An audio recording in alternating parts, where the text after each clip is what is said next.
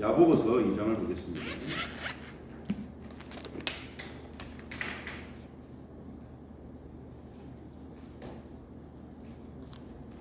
야고보서 2장 1절부터 9절까지 같이 함께 합독하도록 하겠습니다. 야고보서 2장 1절부터 9절입니다.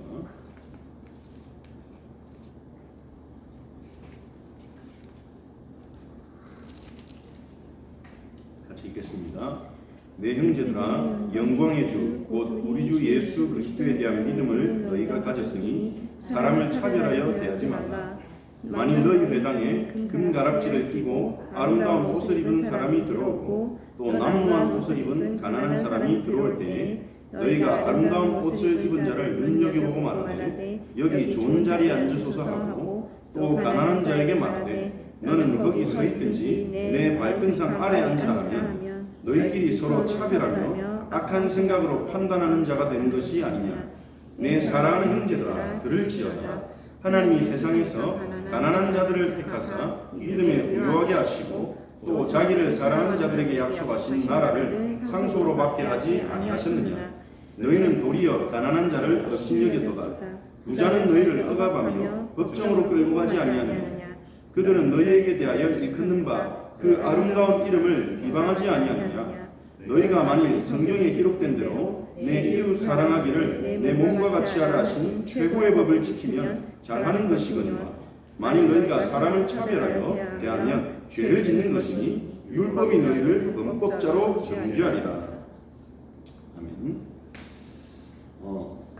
야고보서에서 차별에 대한 메시지를 가지고 이번 주에 좀 말씀을 나눠야 되겠습니다. 이 야고보서를 쓴 저자는 예수님의 형제 야고보입니다.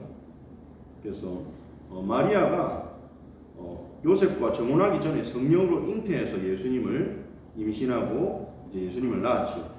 그리고 나서 예수님을 낳은 후에 이 마리아와 요셉 사이에서 태어난 아들들도 있고 딸들도 있습니다. 그 딸들은 이름이 뭔지 우리가 전혀 알 수가 없어요.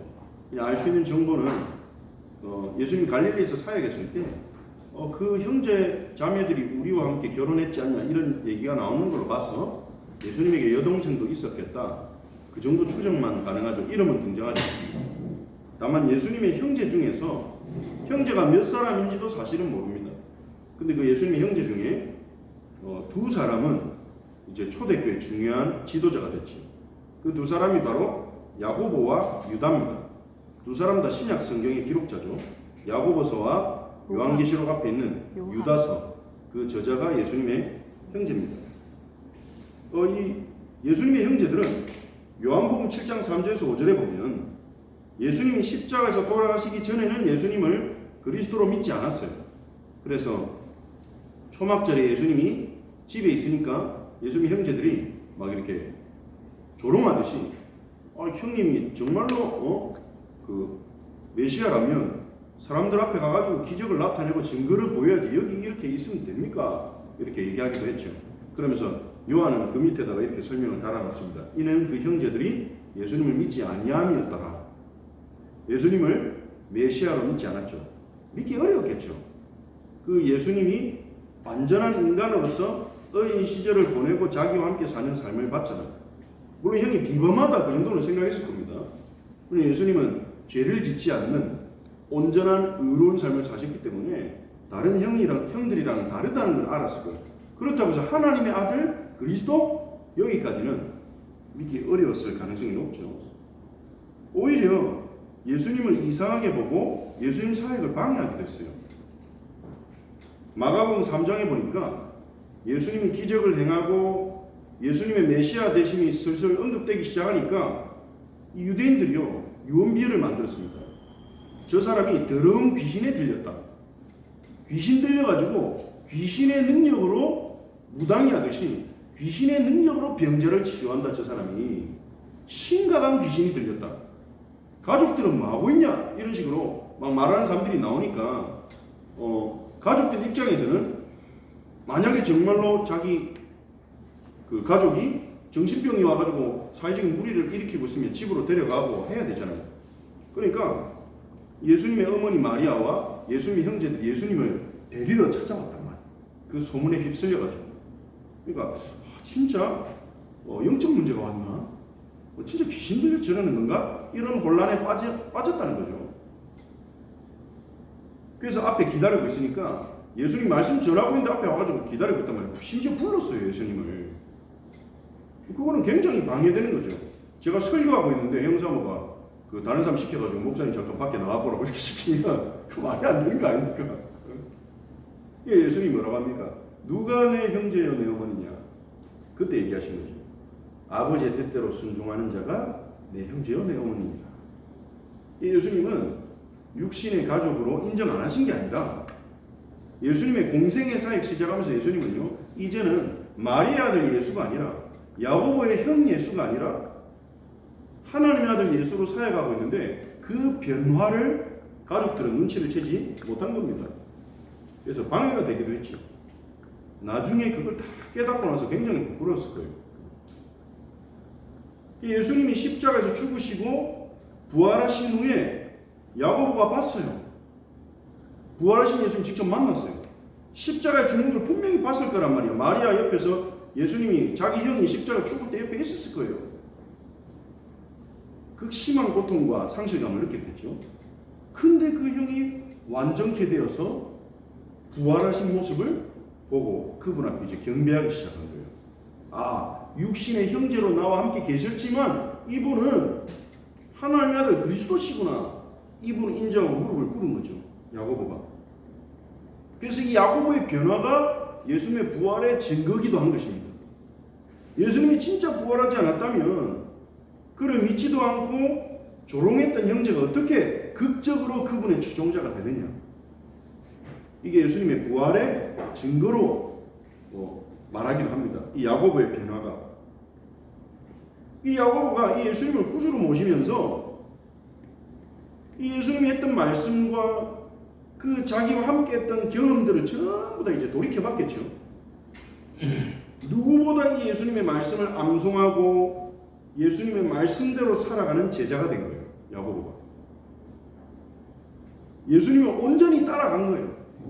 예수님의 지혜가 이 야고보에게 충만해지면서 예수님 말씀 속에 그 지혜가 야고보에 충만해지면서 예루살렘에 있는 형제들이 예루살렘 교회 지도자로 야고보를 딱 세웠어요. 사도는 아니지만 사도들은 오히려 한 지역에 국한되지 않고 여러 지역을 관할하고 돌아다녔습니다. 베드로도 여러 지역을 다니죠. 이 예루살렘 교회를 전체를 책임지고 목회할 지도자가 필요한데 그 지도자로 야고보가 세워진 거예요. 단순히 예수님의 형제라는 어떤 정치적인 이유에서 세워진 게 아닙니다. 그 증거가 사도행전 15장에 나오죠. 바울과 율법주의자들 사이에 갈등이 일어났을 때 바울은 예수 믿으면 구원받는다 이러는데 유대주의자들이 가가지고 아니다 그래도 할례 받고 율법을 지켜야 된다 이래가지고 큰 갈등이 일어나지 않습니까? 이 갈등이 번졌단 말이에요.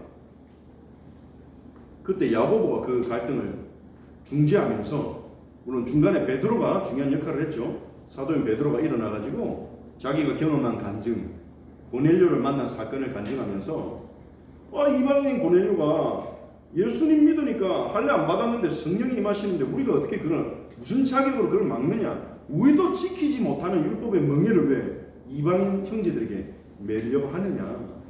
이렇게 얘기하고 군중이 잠잠해졌을 때 야고보가 지혜롭게 딱 중재합니다. 우리도 다 못 지키는 멍에를 주지 말고 우리 오직 예수님을 믿음으로 구원받는다는 것이 확정되었으니 우상과 목매어 죽인 것과 음행과 피를 먹는 것만 금하게 하고 나머지는 이방인 형제들을 부담스럽게 하지 말자. 이렇게 야고보가 정리를 딱 하고 그걸 이제 편지로 써서 각 교회들에 전달하게 하죠. 이를 통해 야고보의 지혜와 리더십이 딱 나타났단 말이에요.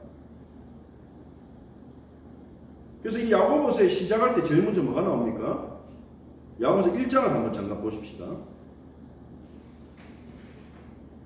야고보서 1장에 보니까 1절에 하나님과 주 예수 그리스도의 종 야고보는 흩어져 있는 12지파에게 문안하노라. 흩어져 있는 12지파는 누구를 말할까요? 응? 유대인 성도들을 말하는 겁니다. 왜냐면 12지파는 실제로 없어요. 왜냐면 북이스라엘에 있는 10지파가 아수르에 의해서 막 전 세계로 분산되고 피가 섞였기 때문에 르우벤 지파, 단 지파 이런 지파는 사실 다 소실됐어요. 문자적인 12지파가 아닙니다. 이 12지파는 교회를 말하는 거예요. 사도들은 예수님을 믿고 구원받은 성도들이 새로운 12지파라는 것을 알게 됐습니다. 요한계시록에도 그렇게 나오죠. 이 흩어지는 12지파는 전 지역에 흩어져 있는 교회들을 말하는 겁니다. 흩어져 있는 교회들에게 편지를 쓴 거예요. 그러니까 한 특정 교회가 아니라 모든 교회를 향해서 편지를 쓴 거예요. 회람 서신으로 돌려보라고. 여러 부를 작성하진 않았을 거예요. 당시에 복사 기술도 없고 인쇄 기술도 없고 종이도 굉장히 비싸고. 그래서 야고보서 서신을 써서 두루마리 서신을 써서 이거를 모든 교회들이 돌아보도록 모두 온 교회를 위해 쓴 서신이죠. 야고보서는. 자, 그러면서 시작하면서 형제들아 시험을 당하면 온전히 기쁘게 여겨라. 기쁘게 여겨야지 이게 아니라 온전히 기쁘게 여겨라. 왜냐? 믿음의 시련이 인내를 만들어내기 때문이다. 너희가 알고 있지 않냐? 이 인내라는 게 뭡니까? 견뎌내는 영적인 힘을 말하는 거예요. 어떤 문제가 와도 견뎌내고 하나님의 시간표를 기다릴 수 있는 영적인 힘을 말하는 거예요. 무조건 참는 게 아닙니다. 그 인내를 온전히 이루라. 그 말은 무슨 말입니까? 그 영적인 힘을 찾아내라. 불신앙하고 조급해져서 실수하지 않는 그 힘을 말하는 겁니다. 이 인내가 없으면요, 조급해가지고 인본주의 쓰고, 조급해가지고 사람 찾아가고, 내 성격으로 성질로 당근으로 채찍으로 사람 바꾸려고 합니다. 물론 우리가 교육은 필요하지만요, 사람을 바꾸는 것은 우리에게 불가능합니다. 하나님이 하셔야 되는 거죠. 인내를 온전히 이루라는 이 말은요, 하나님의 백성이 하나님의 시간표를 기다릴 수 있는 그 영적인 힘을, 그 영적인 내면을 찾아내라는 거죠. 왜냐? 시험 속에 있기 때문에. 각지의 교회들이 박해 속에 있고 교회 갈등 속에 있고 시험 속에 있기 때문에 인내를 이루는 기회다. 시험은 인내를 이룰 수 있는 기회다. 그 인내를 가진 자가 승리할 것이기 때문에. 그러면서 5절에 지혜를 얘기합니다. 교회가 이 사단의 지배를 받고 있고 불완전한 성도들의 공동체로 되어져 있는 영적 싸움을 싸우고 있는 흑암의 권세 속에 이 세상에서 살아남기 위해서 인내가 필요하고요, 지혜가 필요합니다. 야고보는 그거를 전달하는 거예요. 그래서 이 야고보서를 쓴 중요한 목적이 뭐냐? 하나님의 백성에게 지혜를 가르치는 거예요. 구약 성경에 지혜를 가르치는 책이 뭐가 있습니까? 잠언이 있죠. 전도서가 있고 욥기도 지혜서입니다. 욥기는 하나님의 절대 주권을 인정하는 지혜예요. 그거는 세상에서 절대 얻을 수 없는 지혜, 초월적 지혜입니다. 그거는 신약의 지혜서가 야고보서입니다. 이 야고보서에서는요, 그래서 예수님의 말씀과 가르침이 굉장히 인용 적용되고 있습니다. 곳곳에서요. 예수님이 공생애 때 주신 가르침들이 야고보가 얼마나 그걸 묵상하고 따라갔던지, 예수님의 가르침을 얼마나 지혜로운지 확신하고 그거를 교회들에게 가르치는 거예요. 예수님이 누굽니까? 하나님의 지혜가 아닙니까? 그분의 말씀이 가장 지혜로운 거죠. 그래서 핍박과 박해와 시험 속에서 세계를 복음해야 될 교회들에게 시험을 이기는, 시험을 응답으로 바꾸는, 인내를 온전히 이루는 지혜를 가르치기 위해서 야고보서를 쓴 거죠. 우리가 야고보서에 여러 가지 지혜에 대한 부분들이 있습니다. 말에 대한 부분도 있고, 참된 믿음이 뭐냐, 그리고 병든 자들은 혼자 끙끙 앓지 말고 장로를 청해서 믿음의 기도로 같이 하나님 역사를 체험해라. 많은 이제 내용들이 나옵니다. 그런데 우리가 이 야고보서에서 직접적으로 언급하지 않지만 그 베이스에 깔려있는 가장 중요한 원리가 뭐냐? 하나님의 지혜이신 예수님을 영접하고 그분의 말씀을 마음에 담고 그분의 말씀을 순종하며 따라가는 게 최고의 지혜라는 거예요. 야고보가 그 지혜의 증인입니다. 야고보가 무슨 대학을 나왔습니까? 현자들에게 배웠습니까? 책을 많이 읽었습니까? 자기의 형이었던 자신의 구주 예수님의 가르침을 계속 묵상하고 암송하고 그 따라갔는데요. 10,000명이 넘는 어마어마한 회중을, 그것도 교회 전체의 문제까지도 같이 회의가 열렸을 때 지혜롭게 풀어나가고 이끌어갈 수 있는 지도자가 되어버렸다는 거예요. 그게 예수님 말씀을 우리가 묵상하고 그분의 말씀을 내 것으로 만들 때 지혜가 생긴다는 확실한 거죠. 왜 그렇습니까? 예수님은 하나님의 지혜, 하나님의 말씀이 성육신하신 분이기 때문에. 그래서 1장 5절에 누구든지 지혜가 부족하거든 낙심하지 말고 꾸짖지 않고 후히 주시는 하나님께 그 지혜를 구하라고 하는 것입니다. 지혜를 달라고 구하라는 거예요. 우리는 지혜를 달라고 계속 구해야 돼요. 우리 스스로 지혜롭다고 생각하는, 이 정도는 내가 충분히 해결할 수 있어, 이렇게 생각되는, 하나님 의지하지 않고도 이 정도는 하나님 지혜가 없어도 나는 충분히 해결할 수 있어, 그렇게 우리가 생각하면서 하나님의 인도를 못 받는 부분이 굉장히 많죠. 자녀를 교육하는 과정에서, 사역에서, 어떤 중요한 인생의 선택 속에서 이 정도는 하나님의 지혜, 말씀 굳이 없어도 내가 충분히 올바르게 선택할 수 있어, 내 경험과 내 생각을 의지해서 그렇게 하다 응답을 놓친 경우가 많죠. 근데 존 오트버그 목사님은 선택훈련이라는 책에서 우리가 순간순간 하나님의 지혜를 구한다면 우리 인생의 모든 순간에 열린 문이 있다, 그렇게 말합니다. 응답이 아닌 것 같은 작은 사건 속에서도 하나님이 열어놓으신 문을 보게 될 수 있다는 거죠. 하나님의 지혜가 우리에게 임할 때. 그러면서 수많은 지혜에 대한, 하나님의 자녀가 어떻게 살아야 되는 지혜로운 삶에 대해서 가르치는데요. 1장에 보면 모든 선한 것들은 하나님께 오기 때문에 하나님께 구하고 하나님의 뜻을 따라가라, 그렇게 말하기도 하고요. 그리고 말씀을 듣기만 하고 행하지 않는 사람은 스스로를 속이는 자다. 나는 말씀을 계속 듣고 있기 때문에 나는 말씀을 따라가고 있어, 스스로 속이지 말라는 거예요. 이게 오늘날 많은 크리스천들이 빠지는 함정이죠. 말씀을 많이 들어요. 주일에도 듣고, 열심히 있는 사람은 온라인으로도 듣고, 아침에도 듣고, 근데 그 말씀이 전혀 실천되지 않고 있는데, 계속 듣고 있기 때문에 나는 충분히 은혜 받고 있고, 나는 하나님을 잘 섬기고 있고, 나는 영적인 사람이라고 스스로 속을 수 있습니다. 그런데 야고보는 그 부분을 딱 지적합니다. 초대교회도 그런 성도들이 있었던 것 같아요. 말씀을 듣기만 하고 행하지 않는 것은, 그거는 죽은 믿음이다, 그렇게 말해요. 하나님이 살아계시다 믿는 것은 귀신들이 더 잘 믿는다. 귀신들은 영적으로 더 잘 알잖아요, 우리보다. 하나님의 존재, 하나님의 영광에 대해서.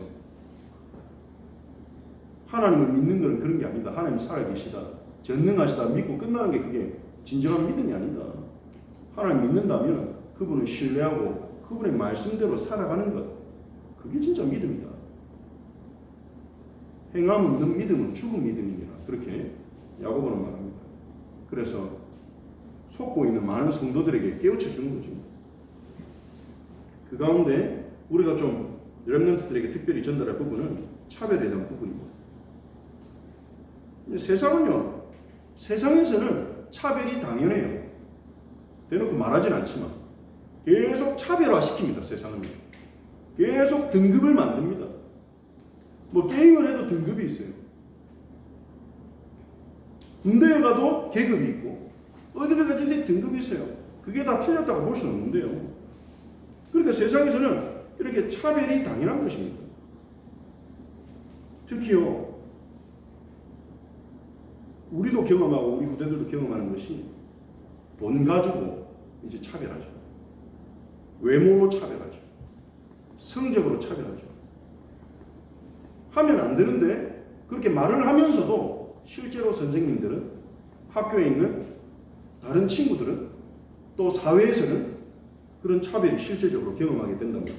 그러니까 이게 마음속에 머리로는 하면 안 된다. 근데 차별을 하고 차별을 받는 게 당연하다. 이렇게 뿌리내릴 수 있는 겁니다. 문제는 이게 교회 안에서도 일어나는 거예요. 초대교회에서도 일어났던 것입니다. 그래서 2장 1절에 보니까 2장 1절부터 보니까 우리가 같이 읽었죠. 야고보가 구체적으로 예를 들죠. 1절에 형제들아 영광의 주 곧 우리 주 예수 그리스도에 대한 믿음을 너희가 가졌으니 사람을 차별해 대하지 말라. 예수를 믿는 자들은 사람을 차별하면 안 된다는 거죠. 2절 3절에 보니까 만일 너희 회당에 금가락지를 끼고 아름다운 옷을 입은 사람이 들어오고 부자예요. 한눈에 봐도 부자예요. 럭셔리한 옷을 입고 액세서리를 하고 한 사람은 남루한 옷을 입은 가난한 사람이 들어오는 거예요. 그런데 너희가 보고 부자에게는 여기 앉으십시오. 좋은 자리, 앞자리, VIP석에 앉으십시오. 가난한 사람은 거기 서 있든지 아니면 내 발등상 아래 앉으라. 발등상 아래는 발밑에 앉으라는 거예요. 이런 식으로 하면 너희끼리 서로 차별하며 악한 생각으로 판단하는 자가 되는 것이 아니냐. 그게 차별이라는 거예요. 그건 악한 생각에 의한 판단이라는 거예요. 자, 이런 판단과 이런 태도는 뭘 전달합니까? 돈이 최고구나 이걸 심는 거예요. 보는 사람들이. 세상에서도 돈이 최고인데 교회도 돈이 최고구나. 그래서 교회는요, 교회 공동체 안에서는요, 그런 구별과 차별이 있으면 안 됩니다. 바깥에서 회장이라도 교회 안에서는 성도예요. 바깥에서 박사학위 10개 가진 교수님이라도요, 교회 안에는 성도예요. 밖에서나 교수지. 우리 그 사람 인정하지 말자는 게 아니라 교회는 주 예수 그리스도를 믿는 성도들의 모임이에요. 특별 자리를 줘서도 안 됩니다. 왜 그분들을 교회 안에서 특별 자리를 줍니까? 그럼 여전히 교회 안에서도 그리스도의 공동체 안에서도 돈 많은 사람이 중요하고 사회적 지위가 높은 사람이 중요하고 공부 많이 한 사람이 중요하다는 가치를 심잖아요. 주 예수보다 귀한 것이 없네. 말은 그렇게 하면서 주 예수보다 돈이 더 귀하다는 것을 전달하게 되잖아요. 주 예수보다 사회적으로 권력 가진 사람이 더 중요하다는 메시지를 심는 거 아닙니까? 그거는 악한 생각이라는 거예요. 왜 그렇습니까? 주 예수 그리스도를 대적하는 생각이에요. 그렇게까지 생각 안 하죠. 사회에서 대접받는데 좀 교회에서 인정해줘야지. 이 사람들이 교회 오게 하려면, 정착하게 하려면, 이분들은 우리 교회 왔는데 평범한 사람처럼 대하면 이분들이 우리 교회 계속 오겠나? 자존심 상해서. 이런 단순한 생각을 어떻게 보면 하는지도 모릅니다. 근데 그 내면에 들어가면 뭐가 되냐? 그 생각이 딱 돼버립니다. 주 예수 그리스도보다 더 그것들이 중요하다는 악한 생각. 본인이 그런 생각이 없어도 그런 생각을 심을 수가 있다는 거예요. 그러니까 그 차별하는 게 악한 생각이라는 겁니다. 하나님은 우리의 외모를 보지 않습니다. 우리의 돈도 보지 않습니다. 예수 믿기만 하면 하나님 자녀가 되게 하셨어요. 그 이유는 뭡니까? 그 무엇도 예수 그리스도를 대체할 수 없기 때문이에요. 그 무엇으로도 예수 그리스도를 살 수 있는 가치가 없기 때문에 은혜로 주시는 거예요. 그래서 우리는 교회는 은혜로 구원받은 자들입니다. 예수 그리스도보다 귀한 것은 없네라고 노래하는 자들의 모임이 교회예요. 우리를 통해서 우리 후대에게 예수 그리스도가 더 귀한 것은 없네, 이게 전달돼야 돼요.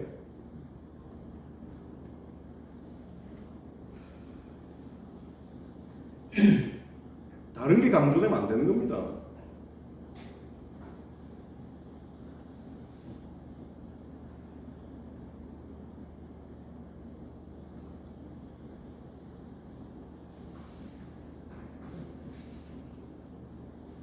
예수님은 아무도 차별하지 않고 자기에게 오는 모든 사람을 사랑하고 구원하셨어요. 가늠한 여자든지 창녀든지 세리든지 세리장이든지 죄인이들이 예수님께 찾아와서 저는 죄인입니다. 저를 용서하여 주옵소서 하면 그 사람을 치료해 주시고 구원하시고 귀신으로부터 건져주시고 그러한 예수님의 제자, 그러한 예수님의 몸이 교회이기 때문입니다. 이런 은혜를 받은 우리가 다른 사람을 차별한다면 그건 복음을 무시하는 거고 복음을 훼손하는 거고 하나님과 그 사람에게 죄를 짓는 것입니다. 그래서 2장 9절을 보니까 만일 너희가 사람을 차별하여 하면 죄를 짓는 것이니 율법이 너희를 범법자로 정죄하리라. 말로 예수님을 믿는다고 하면서 예수님 말씀을 무시하고 남을 차별하는 사람의 믿음, 그건 죽은 믿음과 같습니다. 2장 26절에 영혼이 없는 몸이 죽은 것 같이 행함이 없는 믿음은 죽은 것입니다. 그렇게 말합니다.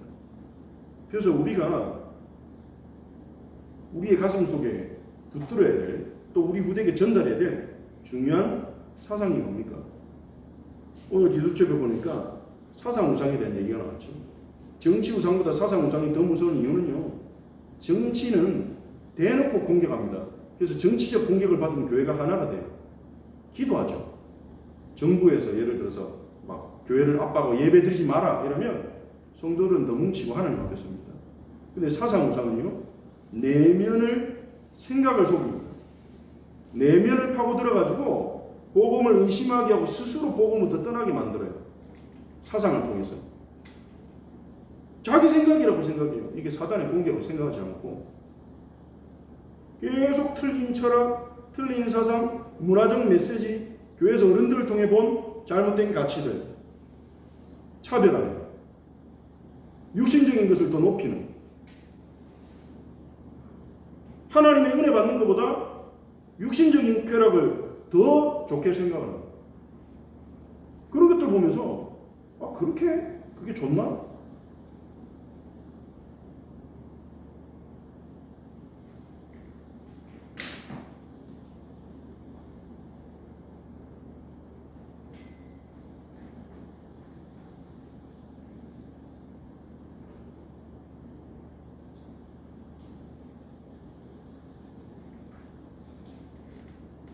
그래서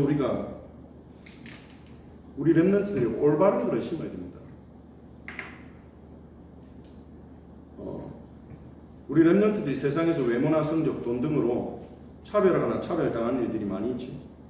근데 그게 잘못된 일이라는 것을 우리 렘넌트들이 알아야 되고요. 실제로 우리 렘넌트들끼리도 이런 일이 생기기도 하고 생길 수 있죠. 하나님 말씀은 뭐라고 합니까? 하나님 모든 사람 하나님 형상대로 지으셨습니다. 그 말은 모든 사람이 존귀하다는 거예요. 불신자조차도 그 사람은 하나님 형상대로 받은 사람이에요. 그래서 우리가 그 사람을 비방하는 것, 누군가를 저주하는 것, 무시하는 것, 그것 자체가 영적인 문제가 되는 겁니다. 그게 단순히 내 개인적인 문제가 아니라. 하지만 렘넌트는 구원받은 사람을 말하는 거죠. 렘넌트는 원죄로 인해 하나님을 떠났지만 예수님이 자기 피값으로 사서 되찾아온 사람들입니다. 주의 피로 산 교회, 그렇게 말했죠. 사도행전 20장 28절에서 하나님이 피로 사신 교회, 이렇게 말했습니다. 그리스도의 보혈로 사신받은 교회. 요한계시록 5장 9절에도요. 그리스도의 피로 주고 사신받은 교회, 그랬습니다. 그래서 렘넌트는 존귀해요. 구원받은 하나님 백성은 존귀해요. 외모, 성적, 인기 상관없이 존귀해요. 우리 렘넌트들이 이 사실을 발견한다면 자신의 감정적 상처와 많은 과거로부터 벗어날 수 있습니다. 자존감이 무너지는 렘넌트들이 많을 거예요. 부모로에게 충분한 사랑받지 못해서, 충분한 존중과 인정을 받지 못해서. 학교 가면 다 안 해주거든요. 외모 가지고 놀리고, 어린아이들은 순수하기 때문에 더 잔인할 수 있어요. 외모 가지고 놀리고, 말 가지고 놀리고, 그 속에서 자아에 대한 자존감이 무너질 수밖에 없지. 능력, 성격, 외모, 인기와 상관없이 자신이 정말로 존귀한 자이구나 이 사실을 발견하게 될 때 우리 렘넌트들이 자유함을 얻게 됩니다. 근데 그건 어떻게 됩니까? 어떻게 해야 그렇게 발견할 수 있습니까? 이건 설득한다고 계속 말해준다고 각인되는 게 아닙니다. 물론 우리가 계속 말해줘야 되겠죠. 만날 때마다 너는 너무 존귀하다. 너는 그리스도가 자신의 피값을 주고 사신받은 구원받은 하나님 백성이야. 너는 너무 존귀하다. 말해줘야 되겠죠. 더 중요한 건 뭡니까? 고린도서 4장 7절에 바울이 발견한 자신의 실존입니다. 우리 같이 한번 찾아보겠습니다.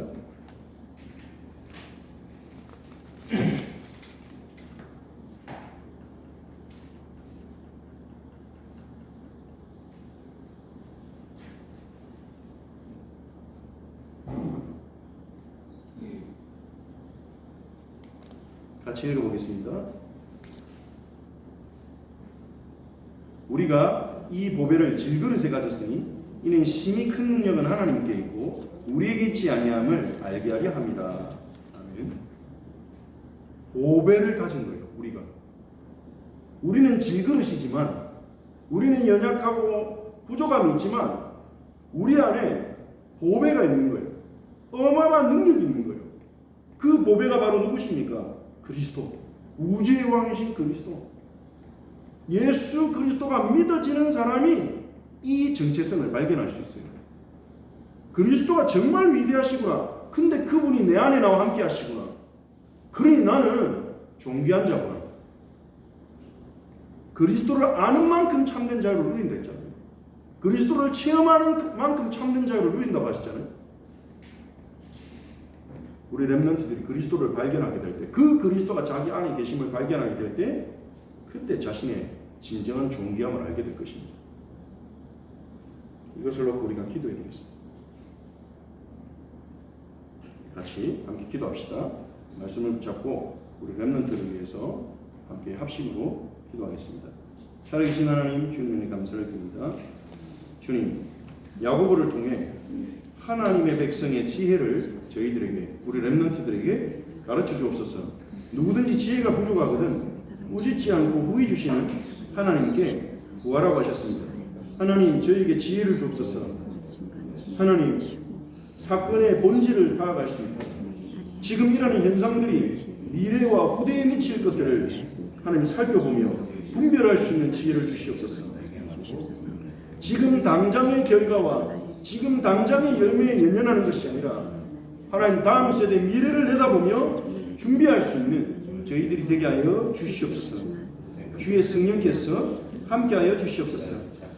살아계신 하나님, 주여 지금 이 시간 저에게 성령으로 충만케 하시고 다음 세대 우리 렘넌트들에게 그 렘넌트들이 얼마나 존귀한지 그리스도의 피로 사신받은 그들의 존귀함을 우리가 증거하게 하시고 무엇보다 우리 렘넌트들이 자신 안에 계신 자신의 구주이신 그리스도의 능력과 위대하심을 알게 될 때 하나님 자신은 질그릇 같을지라도 자신 안에는 보배로 말미암아 자신이 존귀한 자임을 알고 그 기쁨과 그 자유함을 누릴 수 있도록 우리 렘넌트들이 그리스도를 알아가게 하옵소서.